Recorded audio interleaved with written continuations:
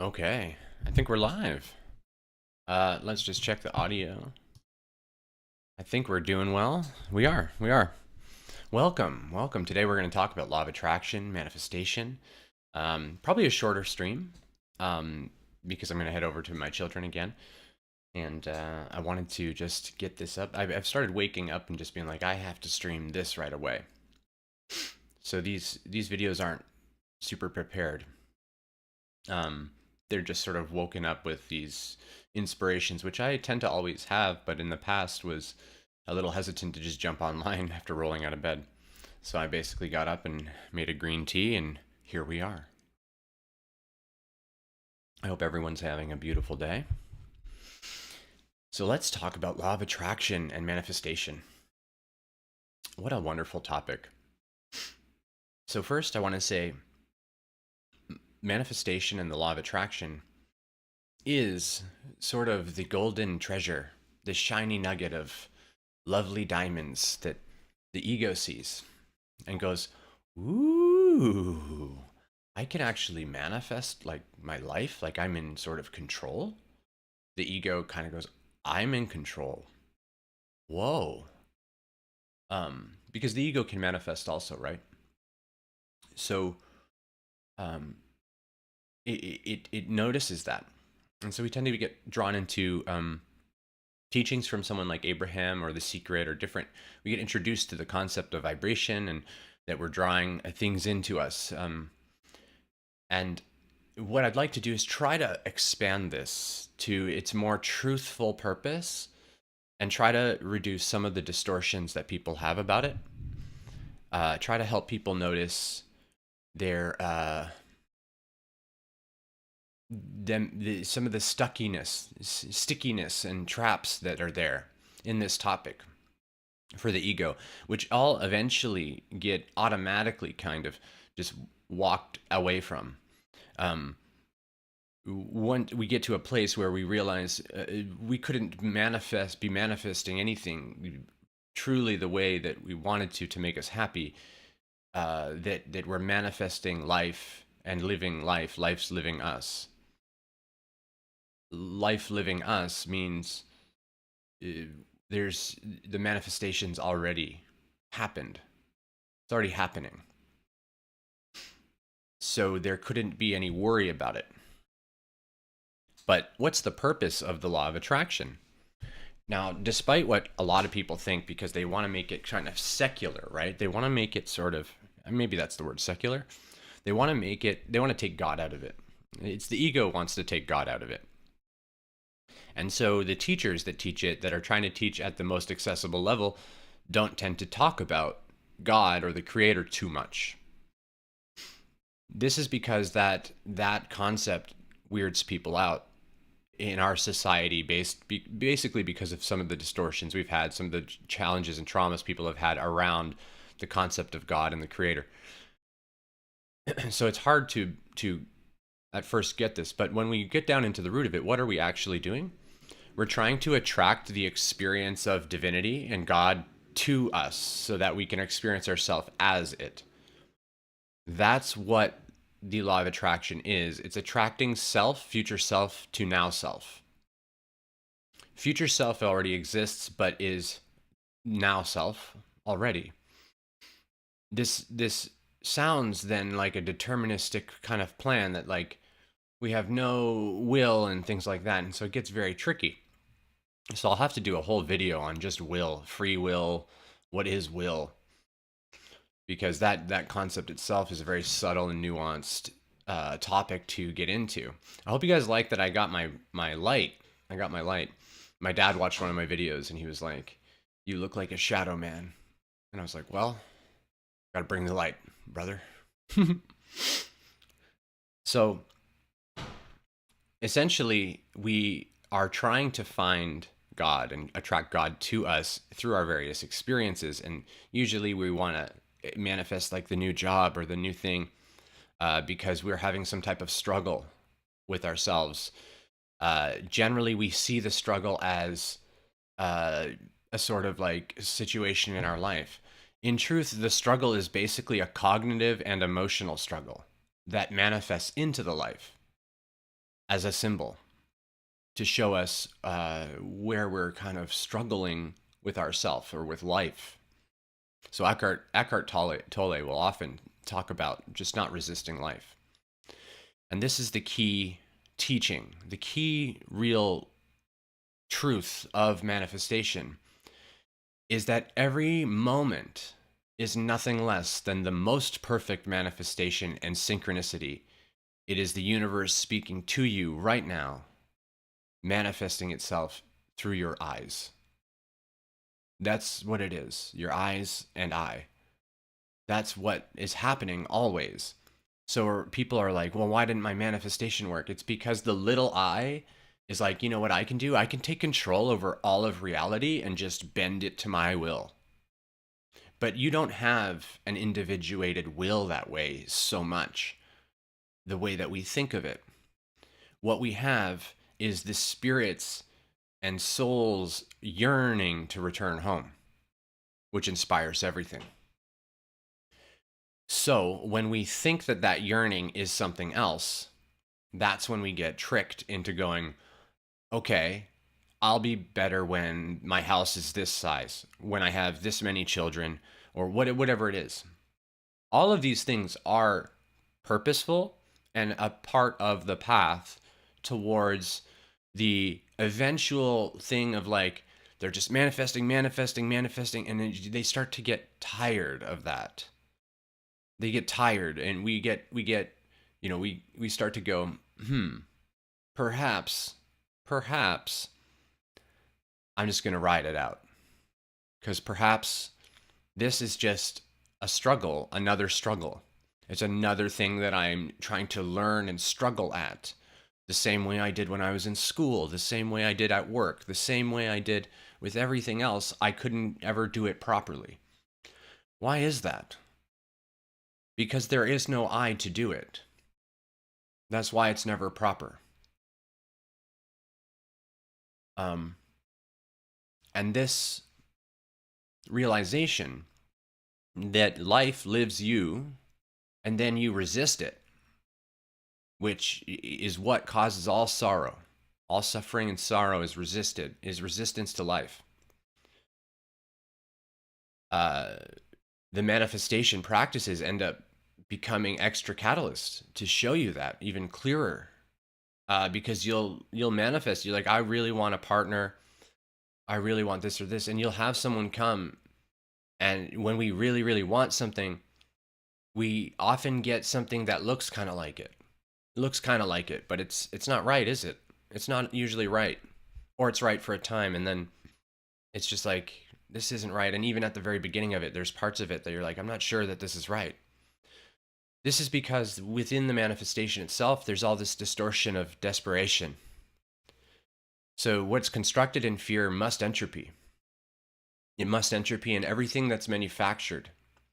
Manufactured specifically is the word that I use to talk about manifestation from the ego, which often turns into making of things or acquiring of things or external things. It's a manufacturing of life, usually, which isn't wrong. It's just a stepping stone.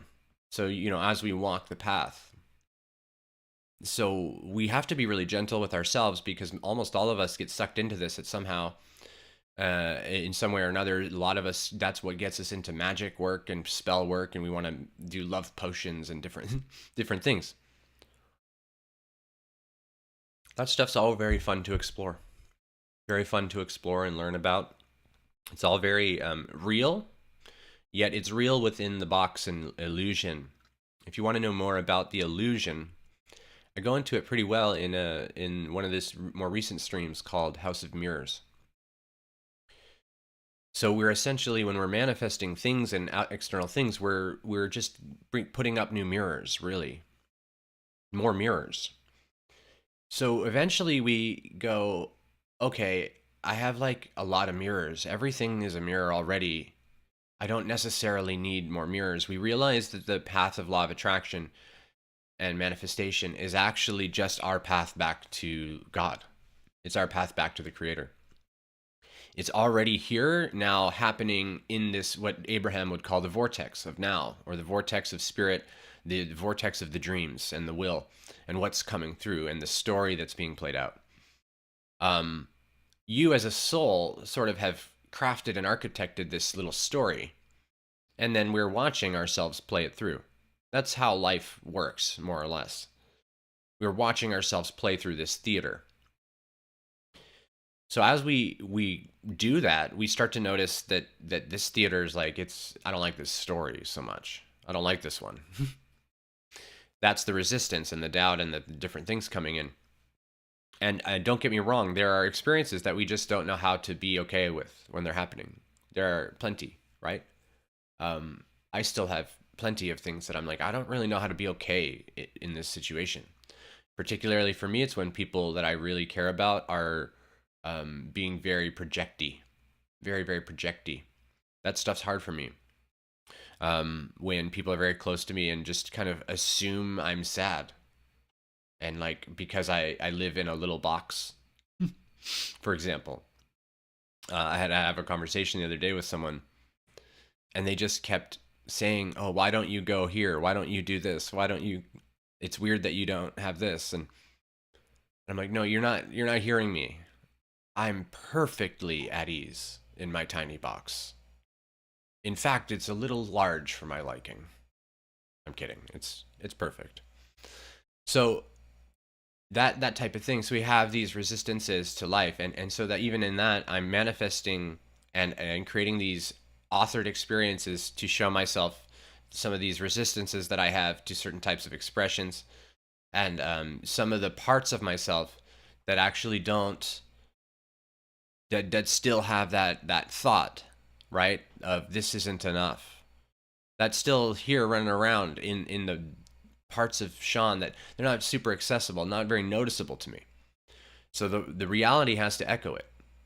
Otherwise, we won't see it because it's subconscious. We haven't noticed it. We like to think that it's not there. We like to think that I'm perfectly at contentment, and Sean tends to feel that way here. I don't have a conscious running thought that this is not good enough, that I've noticed. Yet, I see it reflected in my environment, and it kind of bothers me when people do that type of thing, which means there's something there for me. So this is what manifestation really is. What we're attempting to do is manifest spirit into the frame, is the higher order of manifestation. We're manifesting and remembering the sacredness of the vessel and of life, and then of God. Once we do that, no longer can we really even worry about manifestation. Manifestation doesn't make much sense to us. What could you be manifesting? When is the future? Something's coming to you? What could that even mean? That's the healthier way, actually. However, prior to that, there's very much important learning.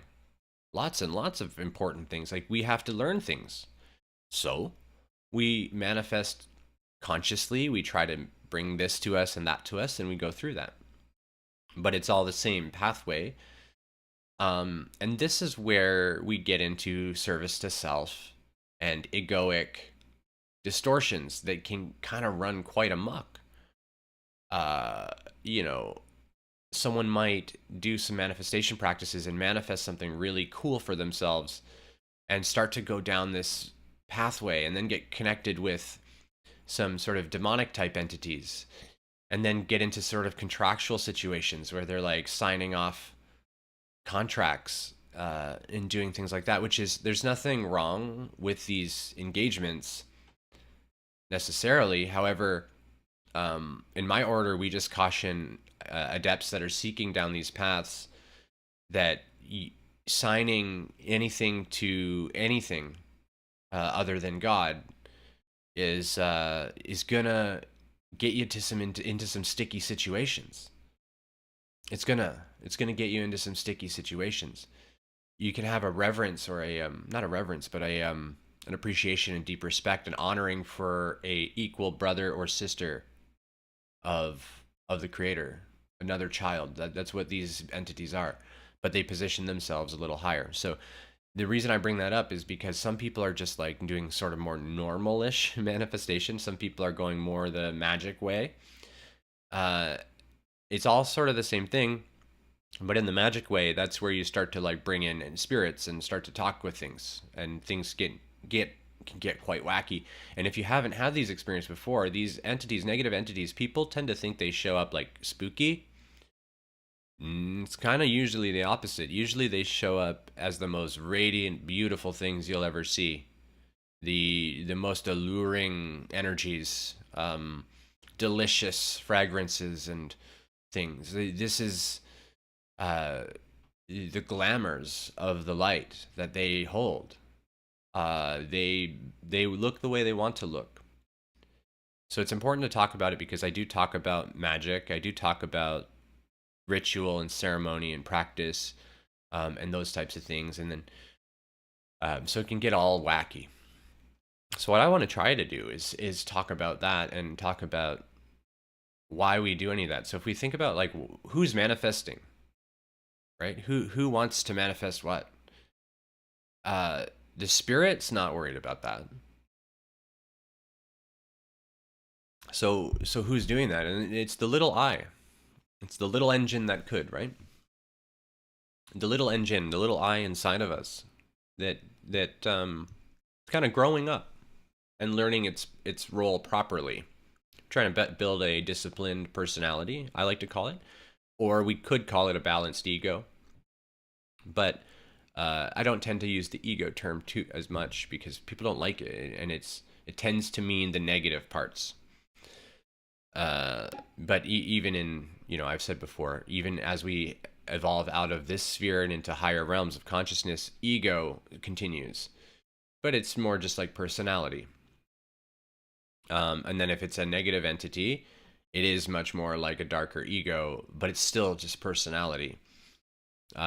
Personality that's dedicated in service to the creator, which it perceives as self, right? So you can imagine if you see yourself as all that is, but also think that your will should be the will, like your individual perception and opinions and framings should be the way things are.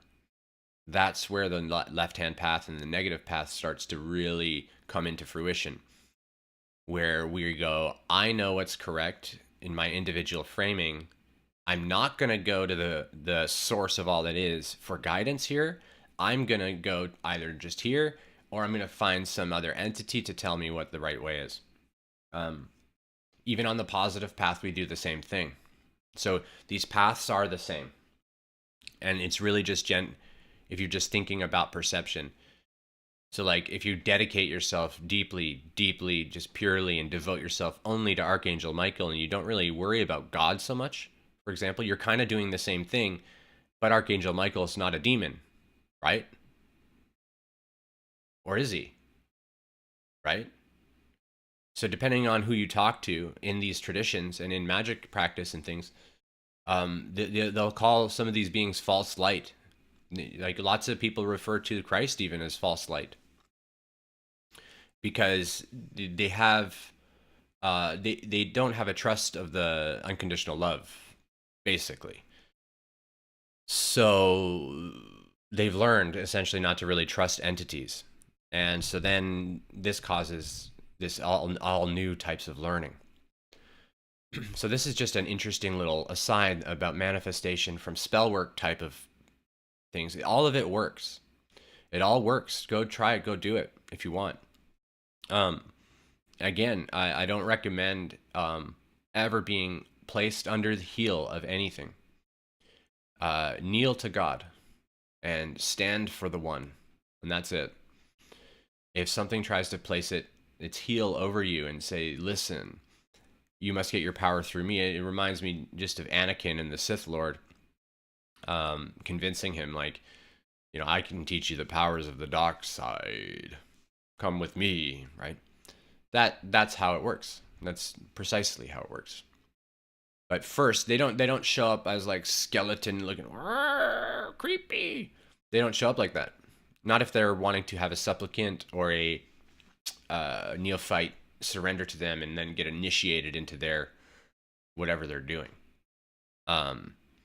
And there are multiple different groups of these things and collectives. And, people tend to think they're evil. They're not evil necessarily like the way you would think of evil, but they are, they have weird agendas. Just have weird agendas that are not, and if your agenda is the same as theirs, then you might be resonant with them and then join that little clan of beings, right? That's what happens. It's not much unlike just a social group, really, or a community in actual life. It's not much unlike that. But with the negative entities, it's like a hierarchical. And like I'm in power and that, and then you listen to my decree, and then you go and do what I tell you, basically. And then on the positive path, it's about equality and mutual respect. So the positive entities will refer to you as brother, as Lord, as Son of God, or something like that. They're going to refer to you as the spark of all sparks, or the infinite all. They're going to refer to you as what you are in truth, not as some type of weak thing that needs to heal. If you're talking to a higher density entity, if you're talking to a lower density like fourth, they still tend to, their compassion and love is so high, they still tend to see the brokenness in us a bit. And want to serve that. So it's important to be able to discern a little bit. Anyway, so how do we actually correct some of this view? It's a little bit challenging. Essentially, what we want to try to do is notice that we are getting inspired. We're having inspirations to do stuff that we've always wanted to do. It's there, it's coming, right? We're feeling them. However, we're also having doubts from the ego saying, well, we can't because, we can't because, we can't because. So everything that the mind says because blah, blah, blah is nonsense, first of all. The mind has no idea because anything. The mind is not causal. It has no causal understanding. It claims it does, but it doesn't. We don't work here at human. We're not working at the causal level. We feel that we are. And the ego wants to claim it is. And you can learn a little bit more about this in Paramahansa Yogananda's autobiography of a yogi. I keep recommending that one just because I've read it fairly recently. It's one of those ones that we tend to revisit. A few of those books. So I'll just give a few of mine that I revisit. It's the Bible, of course, Course in Miracles, Law of One, Paramahansa Yogananda's autobiography of a yogi. Sometimes I'll actually go back and read Damien Eccles' A Course in High Magic, just because I really like that story and book. And I like some of the practices he gives, and I also just love his voice. He's got this that southern voices just really chill me out. Like when they're southern and chill. Matthew McConaughey. I think he does like hypnotist albums and stuff. But so what we want to notice is that it's not actually me who wants to manifest, because I'm not the being that's limited. So, but while we're still identified very heavily in the body, which is perfect too, like I said, always the pathway is equal. It's always the same. We're just at different stages in the journey, all in it together. So there's nothing wrong with it. Some people kind of get the impression that, oh, he's saying the healthier way to manifest is this way. Well, it's sort of like, if a child doesn't eat vegetables, you have to kind of walk them into it slowly, like gently, right? Get them to try a few things they like. And it's kind of like that. It's not about trying to change anyone's mind. It's just about offering that this is the peaceful way to approach manifestation, a way that feels expanding, that doesn't feel constricting, like just more work. Because manifestation eventually just feels like more work. It's draining. It's like, and it's frustrating in all these different ways. And so all of that has to be sort of let go of. If anyone has any questions or anything about any of this, any stories of manifestation or interesting synchronicities they want to talk about, let me know. I like to try to make these a little interactive, get through some of the beginning stuff, and then just riff on things. I appreciate you for joining me. So even this moment, right here, is the most perfect synchronicity. You'll see something that I'm saying. You'll hear things. You might notice something in my eye. You might see orbs. You might have nothing particularly special happen. It's still the same. Each moment is that exact same, because there is not each moment. It's only a single moment. So what we're trying to do is like kind of train ourselves that is the case. That is the case. So when something that manifests into our reality that's not good, it's really just, there's two ways to look at a problem, right? We look at the problem and we go, there's a solution, so then there's no problem, right? Because we're just going to do the solution. Like what is all the freaking out about? You see what I'm saying? We realize that that's kind of just, it's not helpful. We can't necessarily immediately stop ourselves from doing it.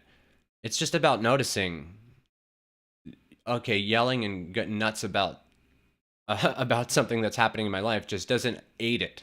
In fact, it makes all of it worse, even if I don't bring it up to people, because I'm in a stress state. Cortisol goes up, body gets sick. It's just no bueno. There's no purpose to it.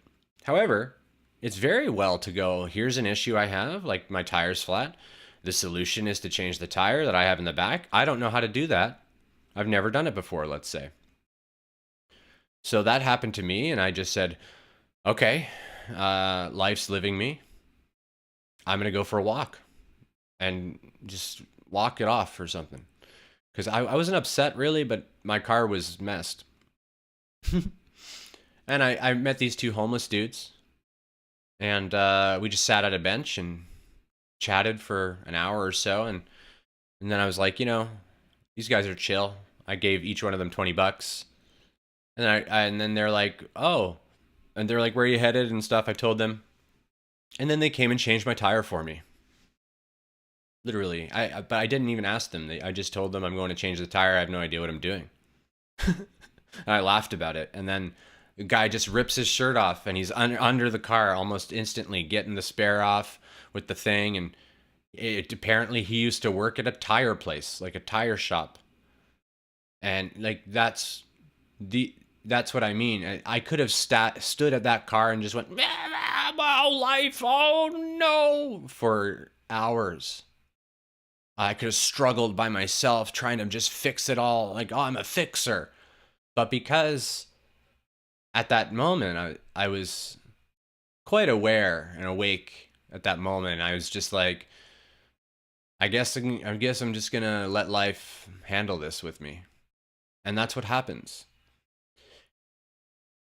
When you start to get into that stage, you sometimes do want to manifest very particular types of little experiences, but they're more about like making sure you take care of certain things in certain ways.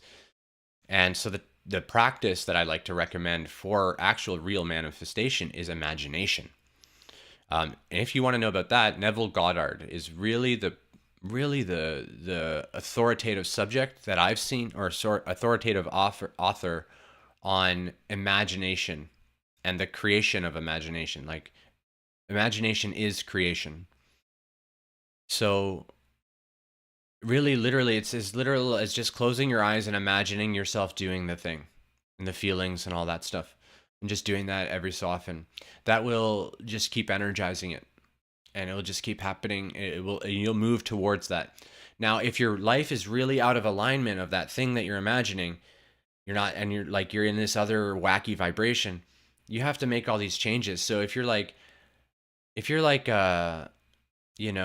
say a single mother with kids, and it's like there's just all this chaos going on, and you want to be a painter, but there's no time to paint. But you really, really want to paint. Eventually, what's going to happen is like the kids will like, I don't know, the grandma will come and take them. She's going to say, hey, I was thinking of taking the kids every, Thursday. Next thing you know, you have Thursdays to paint. That's how that works. And then we kind of dismiss it. We don't notice it because it's so mundane to us.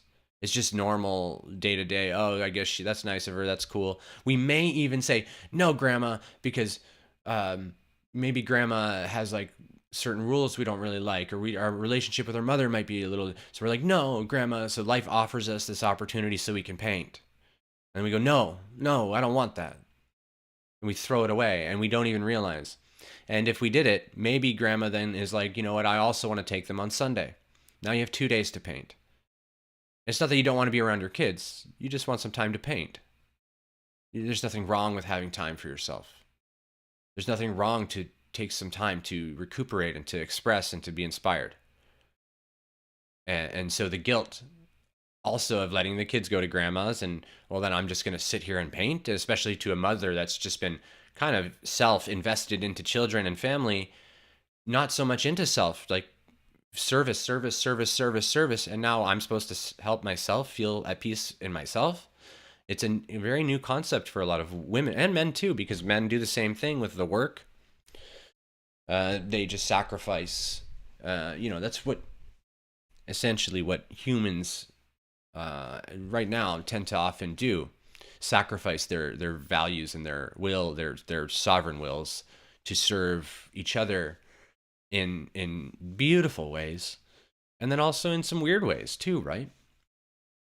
So it's sort of just about noticing what our soul's yearning for and what we want to do and what most inspires us, and then imagining it, but knowing that we don't know how that's going to come about. We have an imagination that we're going to have this like special painting room maybe one day.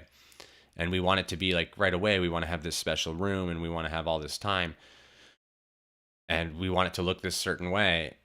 But next thing you know, you're like at a county fair or something, and there's a paint thing set up with where the kids and everyone's painting, and you all do this big painting thing. And that's the opportunity to paint, and you're doing it like with your children. It's like the universe offers these things to you, and it would be a beautiful experience, but perhaps you don't consider how beautiful it is, right? So you don't notice it. Marty Rich says, this may be a topic for another discussion. Hi, Marty, by the way. Hi. This may be a topic for another discussion entirely, because I imagine there's a lot to unpack, but what to do about signing contracts such as speeding tickets, tax documents, birth certificates. Those are just nothing. Those things don't exist. But we also have to respect where we are. So it really depends. So if we want to be in society, if we want to participate in society, we have to apply or sort of work under their rules in a certain way. When those rules are really pushing against the sovereign will of the individual, that's when things get really dicey. And so that's when people do protests, and those protests, I would say, should be peaceful. But when we're signing like a speeding ticket, it's like, did you speed? Right? Like if you sped and you were caught, then you should say, yes, I was going over the speed limit. Yes. We broke whatever the rule was. So we should serve whatever the officer says we should do, and we should work with life. The officer's life doing this too. So a master wouldn't be pulled over. Or if they were pulled over, it would just be like a quick chit chat, probably a spiritual moment for the police officer. So that's, so sometimes that's the other thing about mastery, is moving into more adeptness with energy and self and knowing self and enlightenment and things. You get some of these situations where you might get a ticket. It has nothing to do with you doing something wrong or getting a ticket. It has to do with that officer's experience of you and some of the light that you're illuminating with them. So when an officer comes to you to give you a ticket and you're like, hi, officer, very bright, and oh, yeah, I totally was speeding. Oh, yeah, I was going quick, wasn't I, bud? The officer's like, what's going on? What's going on here? It's because you're not resisting anything they're doing. They're used to talking to 99% of the people that are just kind of pissed off. They have it. It's a spiritual experience for them. So that has to be considered. that what is even happening here at the human level. We think we know. We think that we're being given a document, and we got to sign it, and you know, the birth certificate, for example, is just a birth certificate to make you a corporation in the eyes of the government, to make you a corporation so that you can actually have debt. If you're not a corporation, you can't have debt. So, by their own law. So, that's what it is. Do you want to participate in the economy? You don't have to. And you can choose how you participate. But if you're breaking laws and people notice it, like, yeah, you might get a ticket or something like that. And signing your name to it, there's power there. There is power there. But it's about being honest too. Jesus often talked about, like, show me what law I broke. Like, Jesus did try to adhere to most of the laws. He was tricky though, and he would try to use loopholes and stuff. That's what you do. That's what you do. You use their loopholes because the laws they're filled with loopholes and gaps, and a creative mind just meanders its way through. And that's why people get away with some wacky things, because law itself, and then even in the courts, it's all about, like, not letting certain evidence come to light. It's not about the truth. It's about not letting others speak the truth. That's what court really is. It's about getting everyone else to shut up about the truth so that you can paint a certain narrative, so that the jury or judge or whoever gets on your side. Hi, Sean. Sarah says, hi, Sean. I agree. I found making wishes to be very helpful to attract what I desire and be open to whatever it looks like. Also making room for those things to come in, meeting halfway. Yeah. That's the biggest thing for me. It's the receiving of it. We have to, like, honor ourselves receiving these wishes and dreams, knowing that our wishes and dreams are the wishes and dreams of God themselves, that it's all one and the same wish and dream, and we don't want to resist it. And we resist it because usually it starts to come in ways that remind us of stuff that bothered us before. Like, we'll have a type of person approach us, and we're like, this type of person kind of bugs me. So this type of person maybe I'm going to walk away from. But they had an opportunity, the one you were waiting for, and now you don't see it because you're gone. And you'll never see that again from them. You missed it. There's nothing to be sad about, because that opportunity, if that's truly in your vortex, Abraham might say, it's just going to come again some other way. But when we're resisting life, we miss these opportunities, and the wishes that we wished for that were right there, we don't see them. And it's just the ego. It's just the ego goes, no, not this way. Oh, no. Right? So we try to make it like that, laugh at it a bit. We have to notice. We have to get to a place where, like, yes, there's a part of me that's just absolutely insane, has no idea what's going on. It's just crazy. And these words have stigma to them, and I don't like to use those words. However, it's entirely true, and Eckhart will talk about this a lot in some of his writing, about the insanity of the ego. And that's what those contracts are, and these papers that people make up and get people to sign. It's just insanity, because they're committing to things that they can't know, and it's just a way for people to feel safe. Like, oh, so-and-so signed the document saying they'll do the thing. They may not do the thing. I mean, whatever it is, right? It is meaningless. It's just an agreement. It's no different than us shaking hands. But because people don't trust each other, it's, okay, we got to get this onto paper. Write it down so people don't forget it. In my heritage, we never wrote anything down other than symbols, like swirly, like artwork. That was our language. Everything that we taught was all spoken.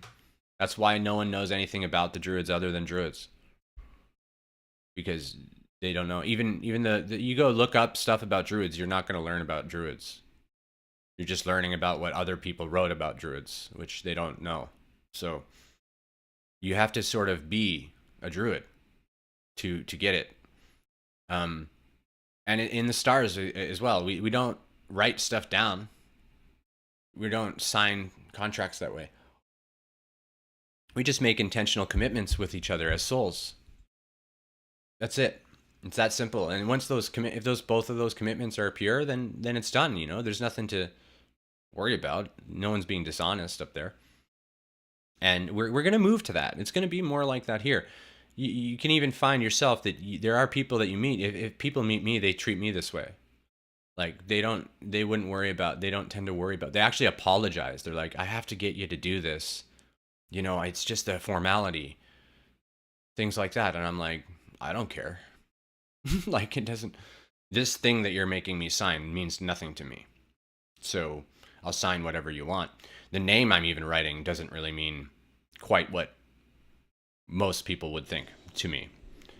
I don't identify as the name that I have quite the way that most people would. And that's not for everyone. It's just that's for me. And so that type of experience happens, and they can tell that I'm not in any of this. So they get a little bit like embarrassed a little bit that they even have to do it, because they can tell that I'm not going to mess with them. I'm not going to do anything to try and harm them. And that's what happens, is the soul just tries to sort of make some compensation for that usually. And it's very beautiful. It's a very beautiful little thing to say, I'm sorry that I'm a little bit scared of people. Is basically what they're saying. I'm sorry, I've been screwed over.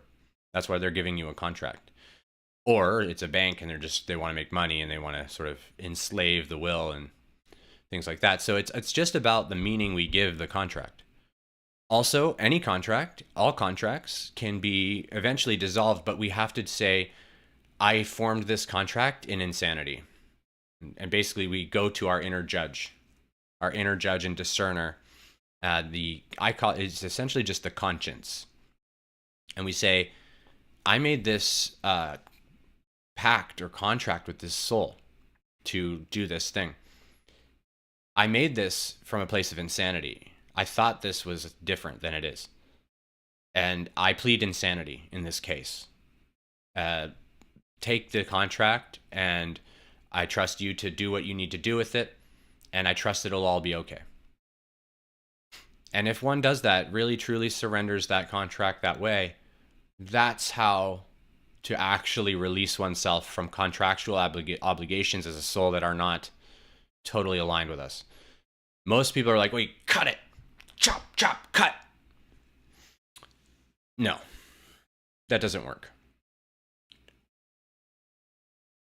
I don't care what people say. It doesn't work. You can't actually cut them because it means you're still insane. You're still in the insanity of the contract.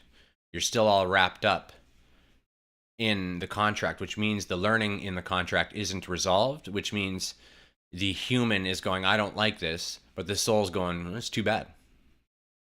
I like it. We are doing it because I'm the driver. And then the human's like, no, I'm the driver. And it's this bit of a teaming up that happens.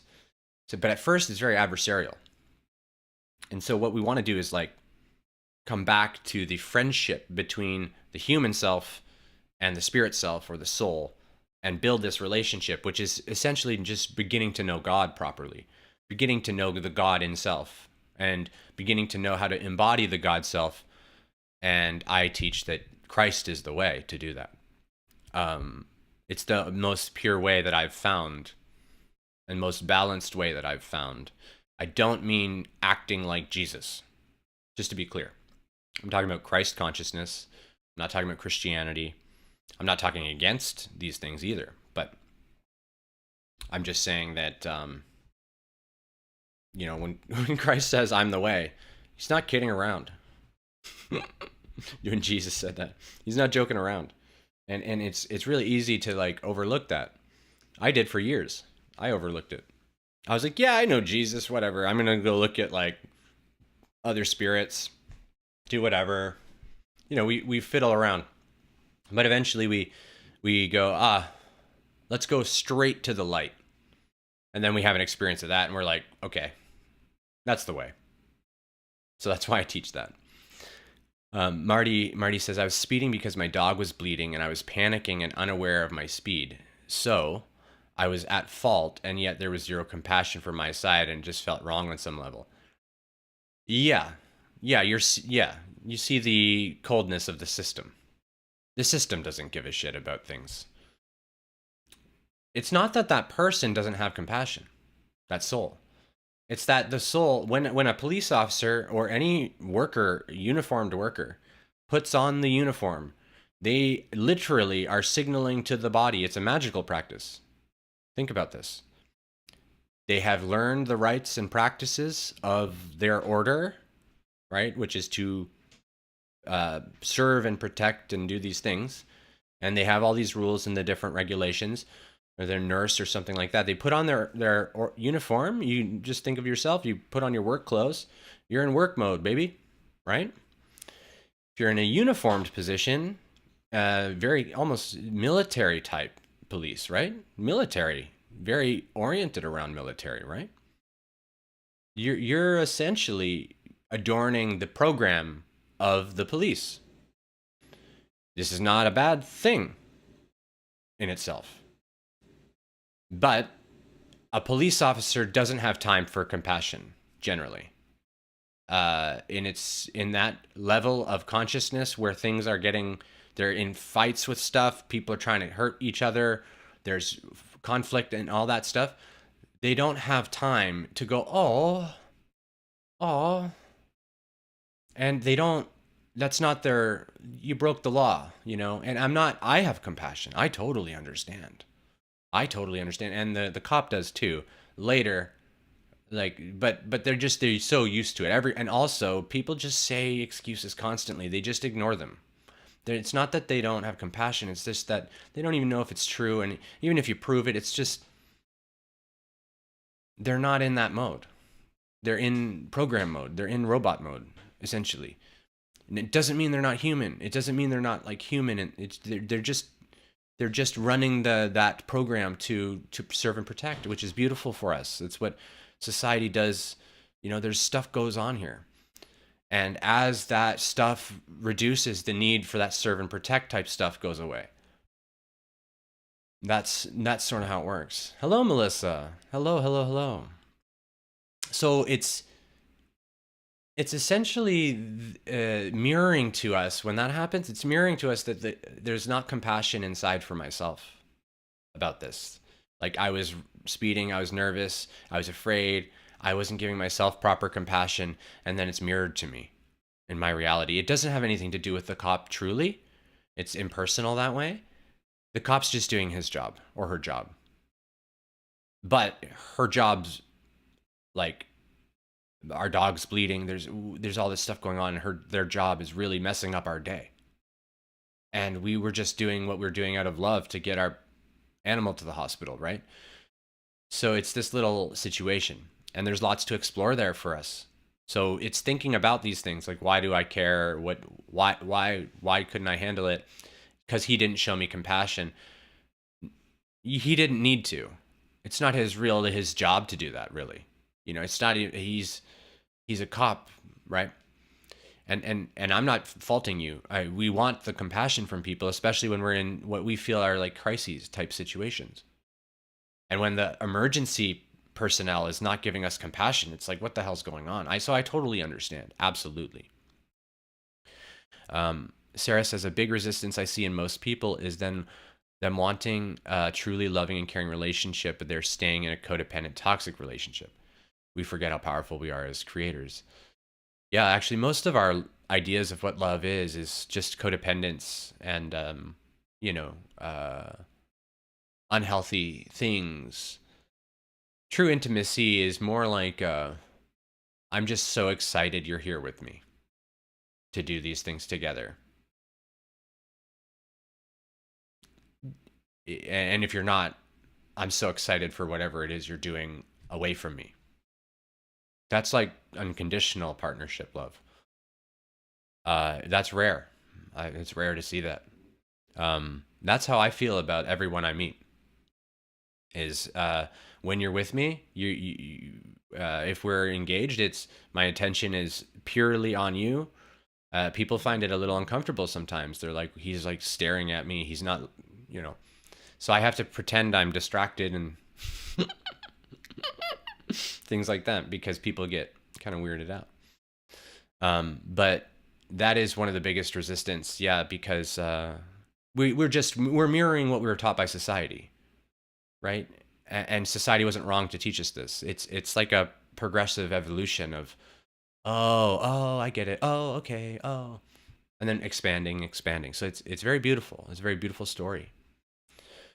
Sarah says, I used to not really care so much about the formalities of society, such as contracts, and these days I've dropped into a deeper place of playing the game. Do you feel called to be diligent and protect myself because all others haven't opened their heart yet? Yeah, we have to protect what's sacred to us, but we either we play the game or we don't. Like, you don't have to play the game. You don't have to be a part of society. That's up to you, right? It's up to everyone what they want to do. You can actually wander through society like I do without considering yourself a part of it at all, really. Who knows what these people are doing? I'm here doing the stuff with them. I have no idea what they're doing. That's my stance on it. That's the only way I was able to find a place of sanity, and still, because I have responsibilities and duties to my children, so I can't just wander off into the woods, which is what I wanted to do for years. I wanted to just wander off into the woods, and that's it. But family wouldn't like that, probably. I'd miss them. I'd come back every couple of years, wander out of the woods, give a quick bow, wander back in. That's more what I wanted to do. But of what service is that? I've done that before in other lives. That's why I had these kind of interests. I've sat in caves and done these things, Himalayas and such, all over the place. But that's what we end up having, that type of battle of dealing with society, dealing with all these things, and how do we balance that? I also think that Sarah says, I also think that the whole credit system is bogus, meaningless on a soul level, but I decided I have to play the game to live. Yeah, exactly. If you want to buy a home and do it that way, but you could just build your own home somewhere, right? I'm only saying that to say, like, we tend to box ourselves in sometimes. I'm not saying you're doing this. I think whatever you want to do is perfect. Whatever you feel called to do, absolutely. But we get these ideas that we have to get a mortgage. That's what we have to do. No, we don't. We don't have to do that. We could just have a home in the woods. That's just not what we want, maybe. If we want to have a home in a neighborhood, like, in part of the city, and that's what we want, then that's perfect for us, right? There's nothing wrong with that. So then we do have to participate in credit in these things. But it's not real. No, it's not real. It's how could credit be real? Money's not even real. So how could credit actually exist? It doesn't. Credit and debit, none of this stuff makes debt. I mean, none of this stuff actually exists. It's not the true economy. The true economy is service. That's all it is. It's just exchanging service and goods with each other to raise the community. For whatever reason, people it's for power. They wanted to accumulate wealth because the wealthy had the power. The more wealth you had, the more stuff you could accumulate, the more powerful you appeared. The more stuff you had, right? It's really that simple. It's totally weird. It's all going to crash and burn anyway.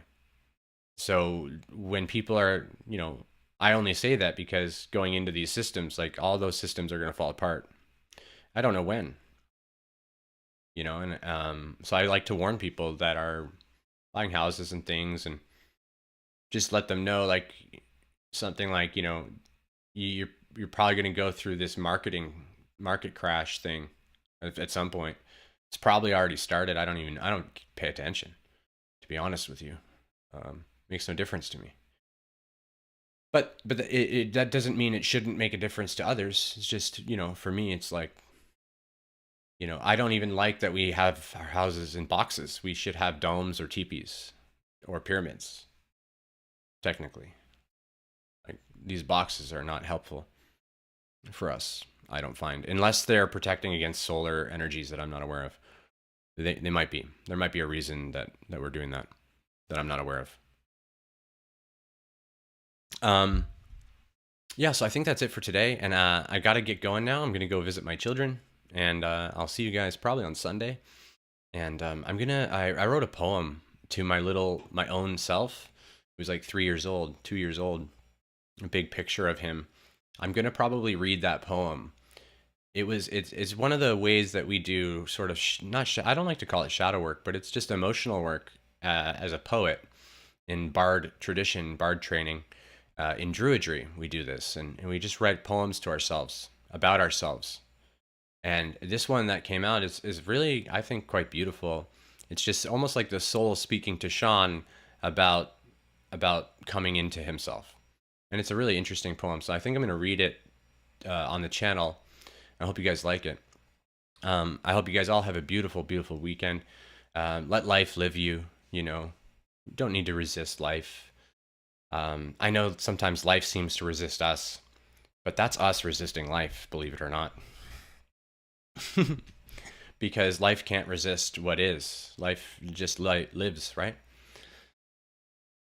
Soli Deo Gloria, my lovely people, my lovely souls. You're amazing, Melissa. You're amazing. I hope you have a beautiful day as well. Thank you, everyone. So many blessings, so much love. Happy I Love You Day at 1:43 p.m. Please think of myself and Mr. Rogers, and just remember it's every day is an I Love You Day at 1:43 p.m., which turns to 1:44 right after. Take care, everyone. Goodbye.